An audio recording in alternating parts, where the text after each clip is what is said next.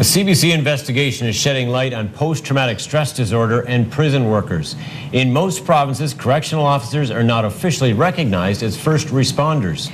Data obtained through access to information shows that since 2011, 1 in 20 prison workers have been diagnosed with PTSD-related illnesses. Angela McIver reports.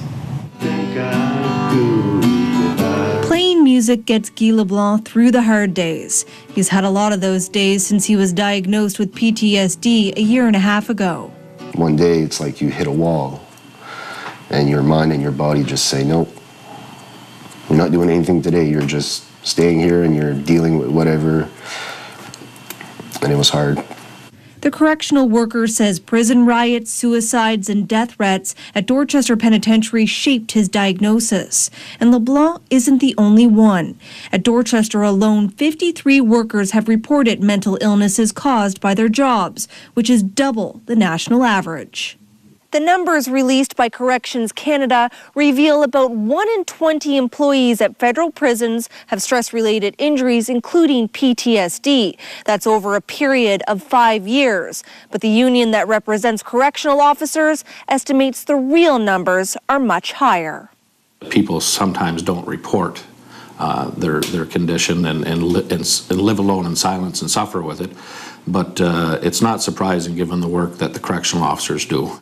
The Union of Canadian Correctional Officers says more people would come forward if they were covered. In many provinces, workers must first prove they developed PTSD on the job. Ontario is the only province that gives correctional officers automatic coverage.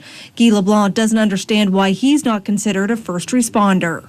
If an inmate sets fire to a cell, we're putting it out, we're the firefighters. If an inmate gets assaulted, we're treating him with first aid, we're the paramedics. And we're going after the inmate that assaulted him. So we're the police. So, I mean, we're all three. In most provinces, only police, firefighters, and paramedics are recognized as first responders. So, Angela, what's the situation in Nova Scotia when it comes to coverage for correctional officers here?